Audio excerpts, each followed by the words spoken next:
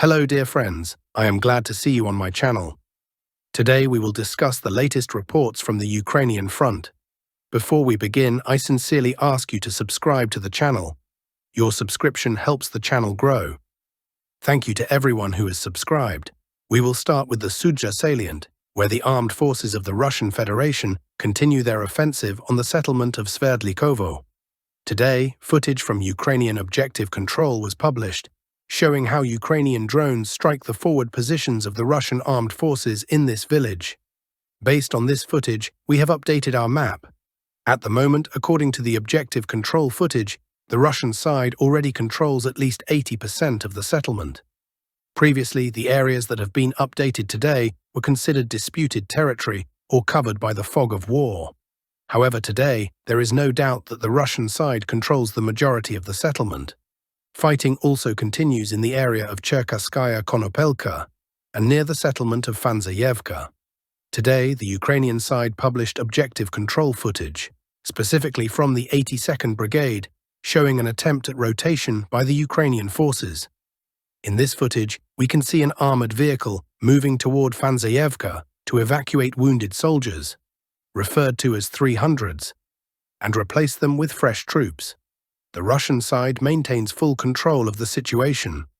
During the rotation, we can see artillery and drone strikes targeting Ukrainian vehicles. This footage was recorded in this area, which suggests that, despite Russian claims, the settlements of Cherkasskaya Konopelka and Faneva are either in the grey zone or under the control of the Ukrainian armed forces. Special attention should be given to the settlement of Kyiv, from where more objective control footage continues to emerge. Today, another video was published showing FAB strikes on Ukrainian positions in this village. If we analyze the number of updates since February 1st, it is clear that this section of the front is receiving the most attention from the Russian side.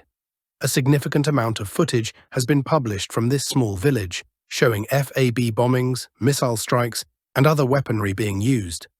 Overall, it appears that this is where the Russian side will launch its next offensive. Next, we move to the northern Kupiansk direction, where a lot of interesting information has also surfaced. According to various Ukrainian mapping services, today, the Russian armed forces managed to expand their zone of control between the settlements of Figolevka and Dvoroshnaya. The Russian side is gradually expanding its controlled territory, and most importantly, individual footholds are merging into a single large bridgehead, one large consolidated front from which a new Russian offensive may soon begin.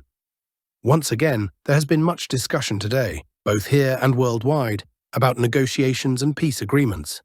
However, it is clear that neither Russia, Ukraine, nor possibly even European countries or the United States are ready for a full-fledged peace or ceasefire. The reason for this is simple. Since the beginning of the special military operation, there has not been a single decisive large-scale battle. Throughout the 3 years of fighting, both sides have mainly engaged in maneuver warfare, one side attempting to pursue the other. Russia stormed Bakhmut in an effort to weaken the Ukrainian army. Then the Ukrainian army counterattacked in the Rabotino area, and more battles followed. But in general, both sides have been avoiding full-scale confrontation. As a result, as of February 14th, both Russia and Ukraine still possess 2 fully capable battle-ready armies. There has been no decisive battle yet. If such a battle had taken place, it would likely have made discussions about a potential ceasefire much simpler. However, for now, it is still too early to talk about that. Now, moving on to the Lyman direction, we have received important footage from the settlement of Yampolovka. Several armored vehicles left the area of Torskoye to stabilize the front line, but they were all destroyed before reaching their destination. The Ukrainian foothold on the Russian side of the Zherebets River is gradually being eliminated. Next, we move to the Chasov York direction. Here, the map has not undergone any significant changes. However, more and more objective control footage is emerging from various geolocations on the Ukrainian side of the Seversky Canal, Seversky Donetsk and Donbass, particularly between the settlements of Fedorovka, Markovo, Maiskoye and Novomarkovo. Based on the increasing number of geolocations from this sector of the front, it appears that the Russian army may gradually shift its focus here, provided the fighting continues. And most likely, the fighting will indeed continue, as, once again, no decisive battle has yet taken place. Now we approach the Pokrovsk-Konstantinovka sector, where it seems the Russian side will attempt to force Ukraine into a decisive battle that could potentially lead to a complete collapse of the front. Why is this the most likely location for such a battle? The answer is quite simple. Over the past month, Russian forces have been highly active in the Vozdvizhenka area. Just in the last month, reports have confirmed the capture of Baranovka, Vodyanoye II, the final clearing of Vozdvizhenka, fighting in Yelizavetovka, and the cutting of the N32 highway. Today, reports emerged that Russian forces have launched assaults toward Malinovka. Additionally, the Russian Ministry of Defense confirmed that the settlement of Zelenoye Pole has also come under Russian control. This indicates a high pace of Russian advances in the N32 highway area, not necessarily moving directly toward Konstantinovka, but rather maneuvering between Konstantinovka and Pokrovsk.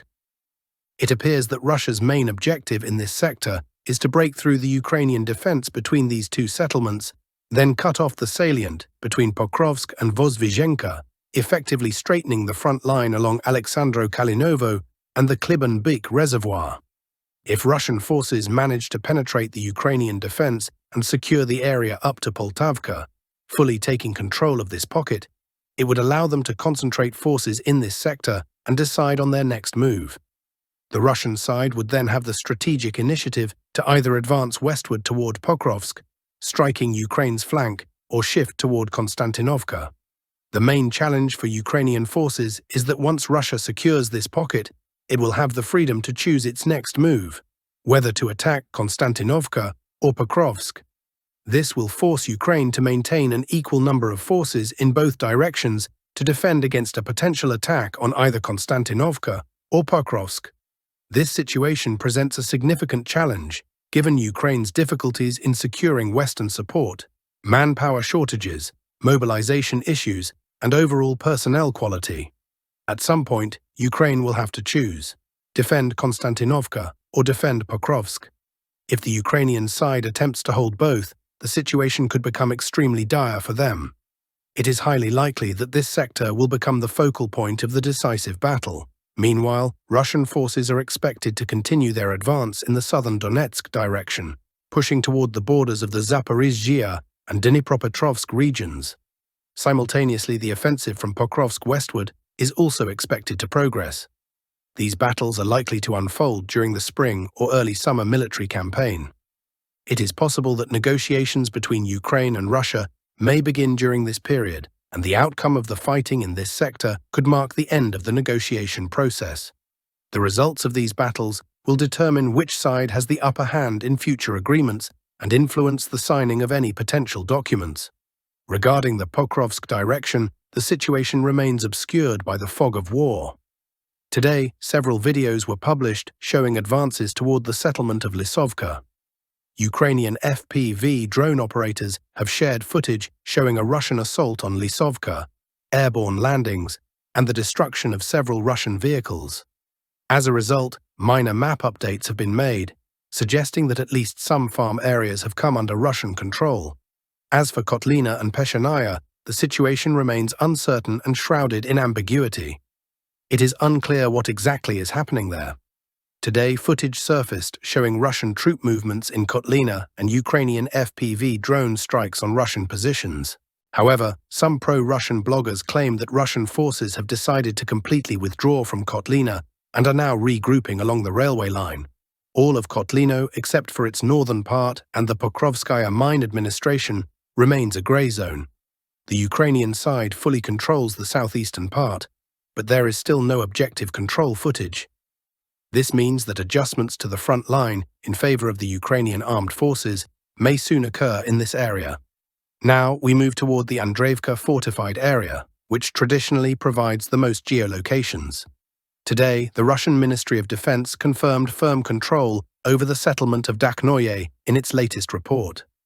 This report was backed by objective control footage showing a Russian drone flying over the area and capturing 4 flags positioned throughout the settlement, from the northeastern to the southwestern part. One more flag was visible in the final seconds of the video, located at the far southwestern edge. Based on this footage, the map has not been adjusted since there was already confirmed control over Daknoye. However, it appears that either today or yesterday, the clearing operation was completed. The most intriguing updates today come from the settlement of Andreevka. The map has once again been updated. According to various mapping services, both pro-Ukrainian and neutral, the Russian side has reached the northwestern, northern and western outskirts of the settlement. Ukraine may still retain control over some streets in the farthest parts of Andreevka, but it is likely that by tomorrow the Ukrainian armed forces will be forced to retreat from this area as well. The most interesting development, however, is that some pro-Russian mapping sources and experts report that today Russian forces attempted several attacks from Andreevka towards the settlement of Constantinople, specifically in the area of the local bridge. It remains unclear whether this attack was successful, if Russian forces managed to advance, or whether it was merely a reconnaissance in force. Either way, this is already a troubling signal for Ukrainian units that are now effectively in operational encirclement. Next, we move to the southern Donetsk direction, where reports indicate that Russian forces have further expanded their control and are now approaching settlements such as Privolnoye and a fortified Ukrainian strongpoint located northwest of Velikaya Novoselka. The pace of Russian advances in this sector remains high. It is worth recalling that the Russian offensive in this area began on February 10th. By the end of that day, early reports emerged about Russian forces expanding their zone of control, capturing tree lines, and crossing the Suki Yali and Mokry Yali rivers. From February 11th onward, the map began to change. By the end of February 11th, the first map adjustments were made. By February 12th, Russian forces had extended their control along the 05 to 10 highway. By February 13th, they had made minor advances toward the Ukrainian strongpoint. By February 14th, Russian forces had reached the immediate vicinity of this strongpoint. Some cartographers may update the map tomorrow to reflect this strongpoint falling under Russian control. Thus, we can observe how the Russian army is gradually advancing toward the regional border. That concludes today's update, dear friends. Today, the Ukrainian side published objective control footage showing FPV drone strikes on Russian forward positions in the southern part of the settlement. Based on this footage, most cartographers have updated their maps in favor of the Russian Federation. Given these adjustments, it is possible that in the near future, the Russian Ministry of Defense will announce the full clearing of Yampolovka, marking the beginning of battles for the settlement of Torskoye.